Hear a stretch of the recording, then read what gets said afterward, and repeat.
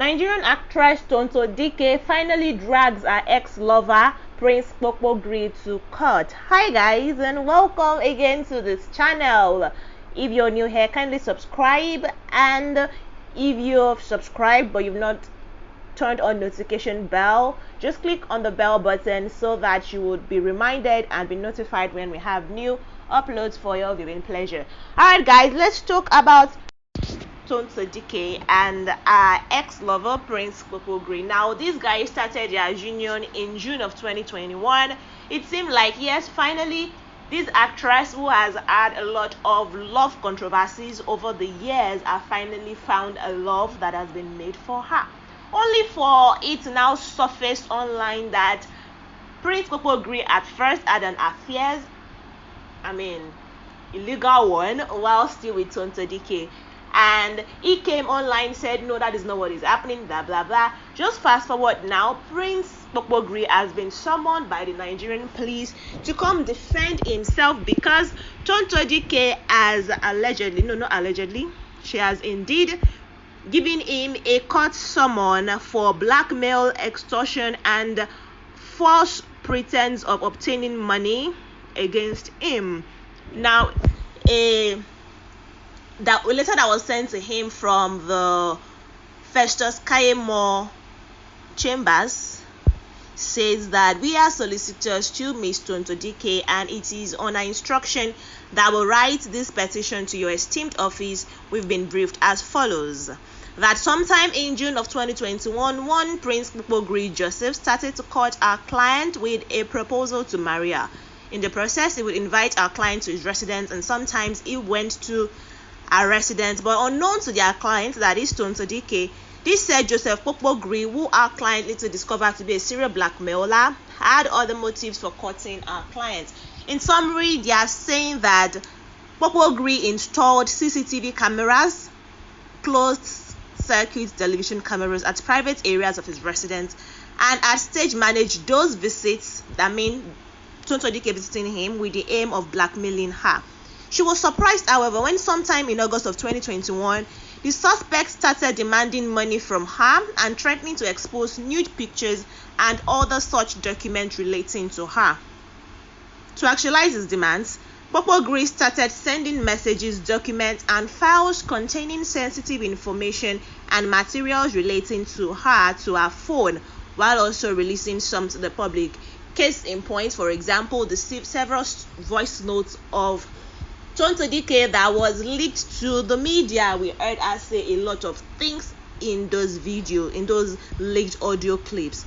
Our client Tonto Dike believes that some of this information were obtained either by wiretapping her phone or through other means without our authorization. Now, this is where it even gets juicier. It says that Kpokpogri obtained the sum of 8 million naira from her under false pretenses. However, he paid back 6 million naira, but has refused, failed, and neglected to pay the sum of 2 million outstanding. It is also said that Tonto Dike bought a Toyota Hilux van 2021 model for that matter in her name, but it is in the custody of Kpokpogri and he has refused to return it despite several demands. By reason of the above, we urge you to use your good office to cause a detailed investigation into the above facts with a view of bringing Joseph Kpokpogri to book. Now, the Department of State Security Service, DSS, has picked him up, and he has to answer to several alleged crimes, from blackmailing politicians to threatening ladies with their nudes. But we don't know they're going to release him today, though. He said that I actually tried to go on Instagram Live to debunk the rumor. But then updates have is that he actually excused himself to a room in the DSS office to try and just come online to make it look like there is nothing wrong with him. Now, let's now go back to the backstory of the gist. When they said nude, now we've not seen Tonto Dike's nude, but Tonto Dike is alleging that he has sent those nudes to her on her phone to say, indeed, I have your nudes. He has leaked her audio clips where she was begging him in tears, asking that, okay, if anything, if he's not going to take her back, because there's been allegations that Tonto Dike actually cheated on him first, then he cheated on her, Then it turned to blackmail and whatnot. And Tonto Dike was like, okay, so if you're not going to agree, if you're not going to take me back, please, I beg you, love my son, treat my son like yours. And he was like, why would I be the one to take care of your son? Do you want to go kill yourself? And we really, Tonto Dike is still very much alive. When the audio clip got leaked, she said we shouldn't worry, it's old, it's not this, it's not that. Then we saw another clip of her saying that she would have poisoned her ex-husband, Olakunle Church, who is now a married father to one child. And people were like, okay, is Tonto this violent? Is she this vicious? But then she still said that was an old clip and we should not pay it any mind because she is now a redeemed person. She's now working in God's vineyard, so to say. For more of this gist, don't worry, I'll let you know how everything is going, what is happening between Tonto Dike, what is happening with Prince Kpokpogri. Some people knew about Prince Kpokpogri, but the mainstream media did not know about him. He was just a businessman who is doing his business, who has political dealings, and has just been making his money low-key until Tonto Dike flaunted him on social media when he attended the child she has for Olakunle Church. He attended his graduation ceremony, and she was like, this is all she's prayed for all her life, somebody to love her son, just as she's vehemently loved him, and so the love was seeming to be sweet. Then it turned sour. It turned sour quite quickly, in my opinion. In less than 3 months, the union just scattered like that.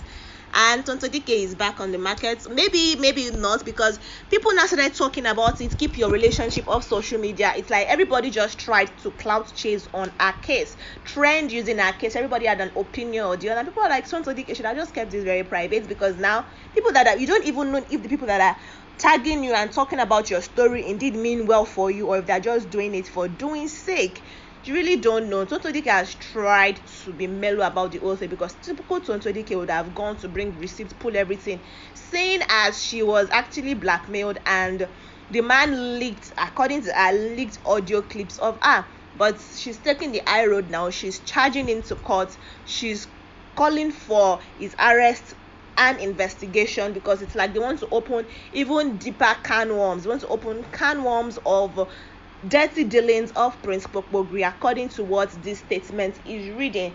Guys, let me know what you think. Do you think Tonto Dike is taking the high when it is right, or do you think Prince Kpokpogri will probably use influence? Well, Tonto Dike is also influential, but do you think he's going to use influence and try to get himself out of it, seeing as he tried to actually sway social medias, the media people's opinion of Tonto Dike by releasing different clips, different stories? The one that even baffled me the most is when he actually tagged Olakunle Church in one of his rants. Like, what do you want Olakunle Church to do? That was actually very low of him, in my opinion. But this is not me trying to share my opinion. This is me wanting to hear what you guys are saying, and to give you the gist that Prince Kpokpogri is now in DSS custody, as Tonto Dike already called for his arrest. I'll give you uploads and updates as the case proceeds, and I'll see you in the next video, guys. Take care and bye.